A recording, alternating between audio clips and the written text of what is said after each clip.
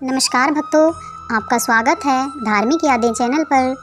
आइए शुरू करते हैं एक आध्यात्मिक सफ़र जय श्री श्याम के साथ। आज हम सुनेंगे रविवार व्रत कथा। रविवार व्रत की विधि। सर्व मनोकामनाओं की पूर्ति हेतु रविवार का व्रत श्रेष्ठ है। इस व्रत की विधि इस प्रकार है। प्रातःकाल स्नान आदि से निर्वृत होकर स्वच्छ वस्त्र धारण करें। शांत चित्त होकर परमात्मा का स्मरण करें। भोजन एक समय से अधिक नहीं करना। भोजन तथा फलाहार सूर्य के प्रकाश रहते ही कर लेना उचित है। यदि निराहार रहने पर सूर्य छिप जाए तो दूसरे दिन सूर्य उदय होने पर अर्घ्य देने के बाद ही भोजन करें। व्रत के अंत में व्रत कथा सुननी चाहिए। व्रत के दिन नमकीन तेल युक्त भोजन कदापि ग्रहण ना करें। इस व्रत के करने से मान सम्मान बढ़ता है तथा शत्रुओं का क्षय होता है। आँख की पीड़ा के अतिरिक्त अन्य सब पीड़ाएं सूर्य भगवान की कृपा से दूर होती हैं। रविवार व्रत कथा। एक बुढ़िया थी। उसका नियम था प्रति रविवार को सवेरे ही स्नान आदि करके घर को गोबर से लीपकर वह भोजन तैयार करती और भगवान को भोग लगाकर स्वयं भोजन करती। उसके घर में अनेक प्रकार से धन धान्य की कोई कमी न थी। श्री हरि कृपा से घर में किसी प्रकार का कोई दुख नहीं था। सब प्रकार से घर में आनंद रहता था।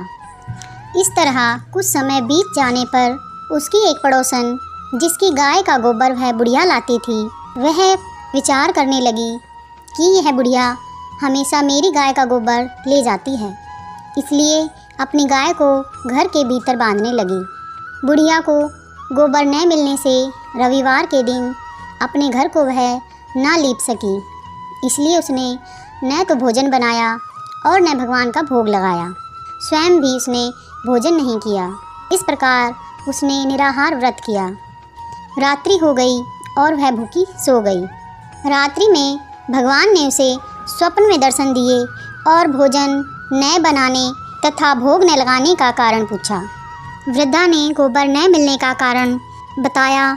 तब भगवान ने कहा कि माता, हम तुमको ऐसी गाय देते हैं जिससे सभी इच्छाएं पूर्ण होती हैं, क्योंकि तुम हमेशा रविवार को गाय के गोबर से घर को लीपकर भोजन बनाकर मेरा भोग लगाकर खुद भोजन करती हो।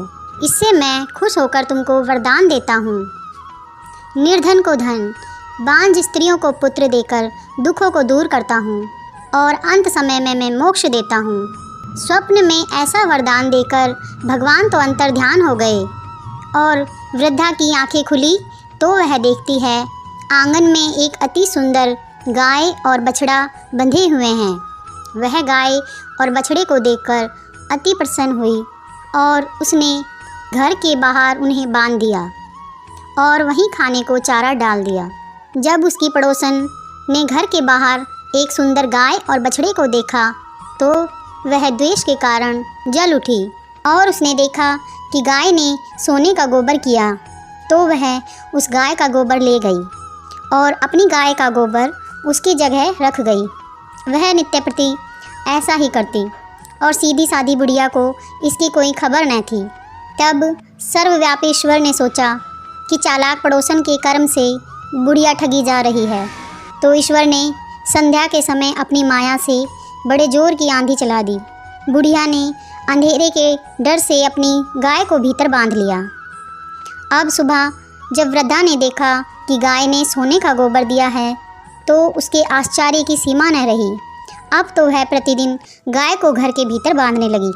उधर पड़ोसन ने देखा कि बुढ़िया गाय को घर के भीतर बांधने लगी, उसका सोने का गोबर उठाने का दाव भी नहीं चला, तो वह ईर्ष्या और ढा से जल उठी और कुछ उपाय न देखकर पड़ोसन ने उस देश के राजा की सभा में जाकर कहा, महाराज, मेरे पड़ोस में एक बुढ़िया के पास ऐसी गाय है जो आप जैसे राजाओं के योग्य है।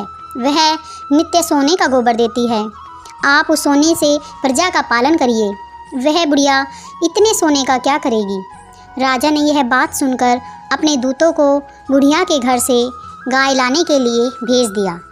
बुढ़िया प्रातः ईश्वर का भोग लगाकर भोजन ग्रहण करने ही जा रही थी कि राजा के कर्मचारी गाय खोलकर ले गए।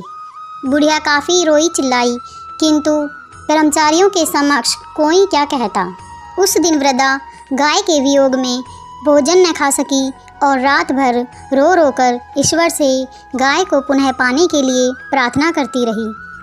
उधर राजा गाय को देखकर बहुत प्रसन्न हुआ, लेकिन सुबह जैसे ही उठा सारा महल गोबर से भरा दिखाई देने लगा।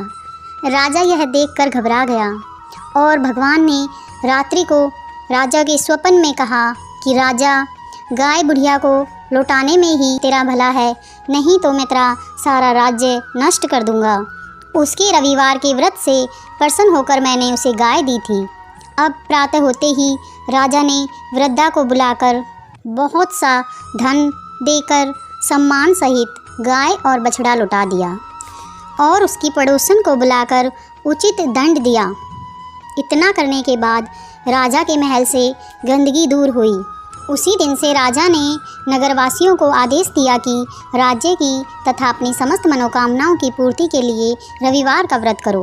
व्रत करने से नगर के लोग सभी सुखी जीवन व्यतीत करने लगे। कोई भी बीमार तथा प्रकृति का प्रकोप उस नगर पर नहीं पड़ा। सारी प्रजा सुख से रहने लगी। भगवान सूर्यदेव आपकी सभी मनोकामनाएं पूरी करें।